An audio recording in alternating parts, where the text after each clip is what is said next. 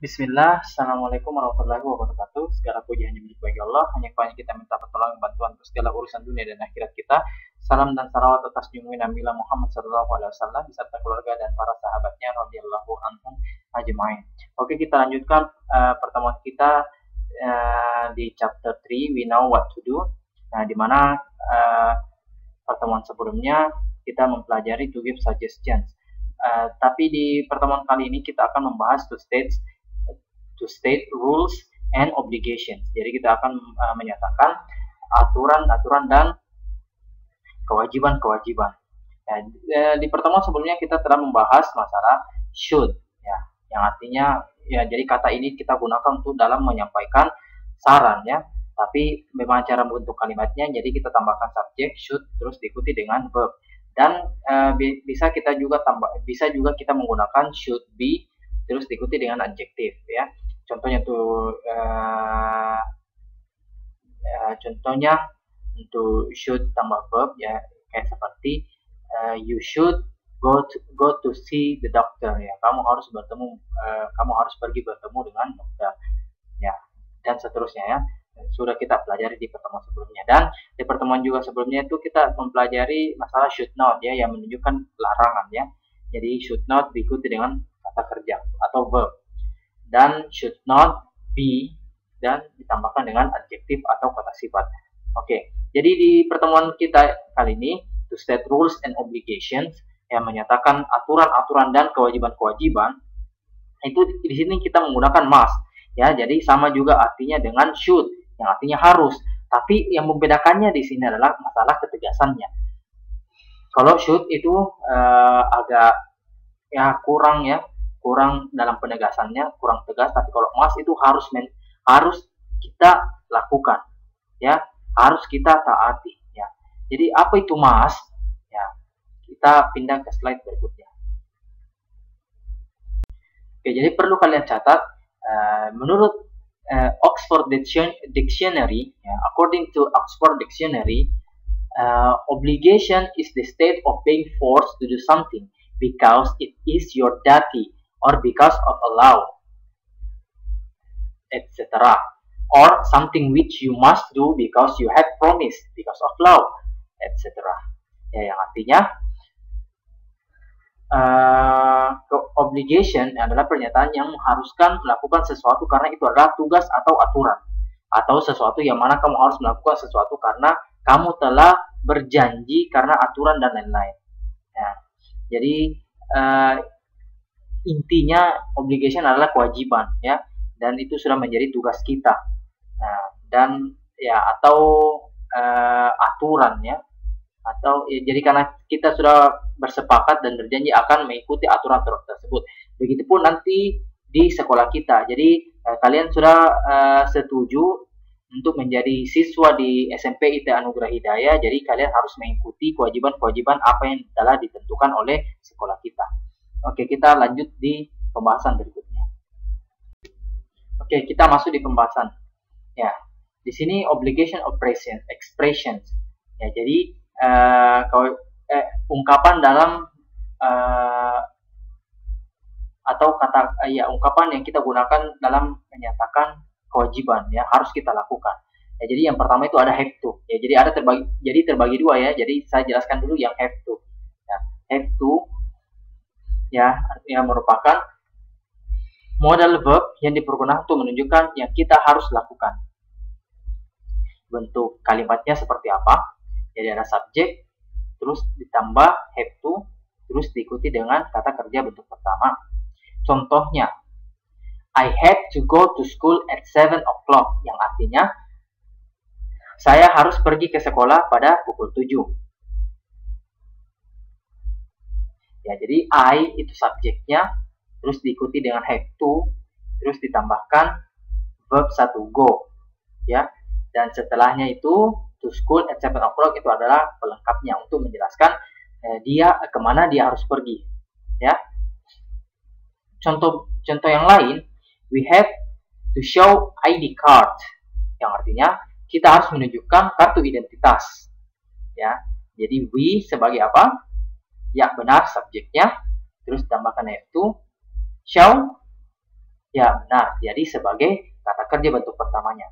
Jadi inilah ungkapan dalam kita menyatakan sebuah dalam menyatakan keharusan, ya.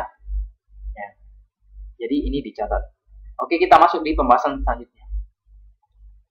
Oke, yang kedua, must, ya. Jadi ini adalah pelajaran kita, ya, materi kita yang sebenarnya. Jadi must itu ya, di dalam obligation, kata must dipergunakan untuk menyatakan sesuatu yang harus dilakukan, biasanya berhubungan dengan aturan.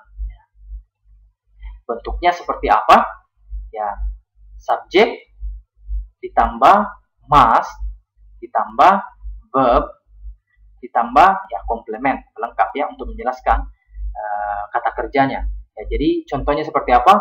All student must wear uniform, yang artinya semua siswa harus memakai seragam. Ya. Terus bentuk kalimat berikutnya, terus subjek diikuti dengan must be, terus diikuti dengan adjective atau noun or adverb, ditambah dengan pelengkap ya untuk menjelaskan adjektifnya.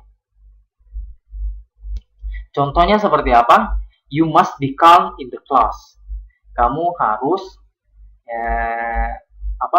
diam di dalam kelas. Ya, jadi calm adalah kata sifat ya. Kata sifat. Oke, kita lanjut. Ada subjek, terus diikuti dengan must not,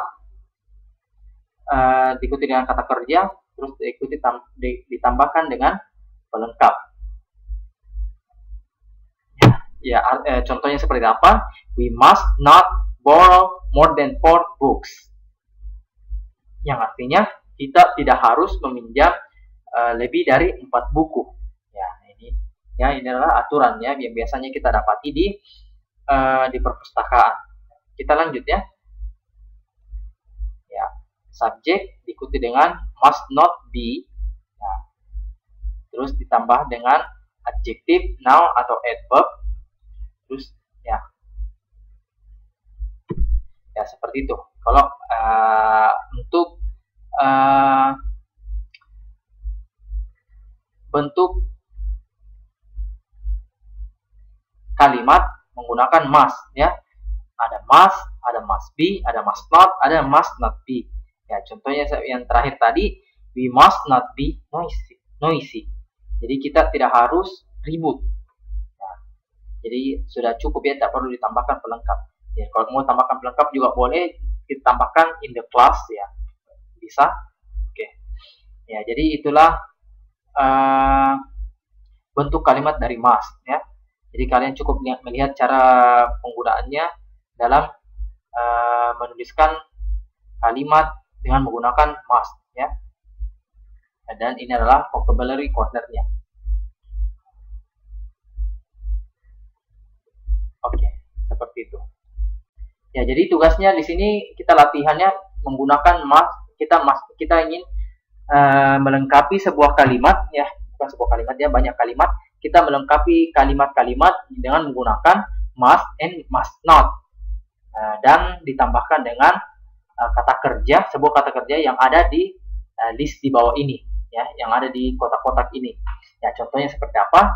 You must lock all doors and windows in the night ya. Jadi kita tambahkan must, terus diambil kata kerja yang ada dalam kotak itu ya. Jadi lock sudah terpakai ya. Jadi selebihnya kalian lanjutkan untuk melengkapi kalimat-kalimat berikut. Dan setelah ini kalian fotokan terus kirim ke nomor WhatsApp saya. Selanjutnya kita pindah di tugas berikutnya. Ya, tugas berikutnya itu kita membuat 5 kalimat dengan menggunakan must. Tapi yang pertama kita membuat kalimat 5 kalimat dengan menggunakan must. apa yang harus dilakukan di sekolah, ya. Dan terus yang kedua, apa yang tidak harus kita lakukan di sekolah. Ya, jadi masing-masing 5. Yang pertama 5 kalimat untuk apa yang harus dilakukan di sekolah. Terus yang kedua, yang kedua, membuat 5 kalimat apa yang tidak harus kita lakukan di sekolah, ya. Yang berkaitan dengan aturan-aturan yang ada di sekolah kita. Saya kira cukup. Semua tugasnya dikirim ke nomor WhatsApp saya. Sekian. Assalamualaikum warahmatullahi wabarakatuh.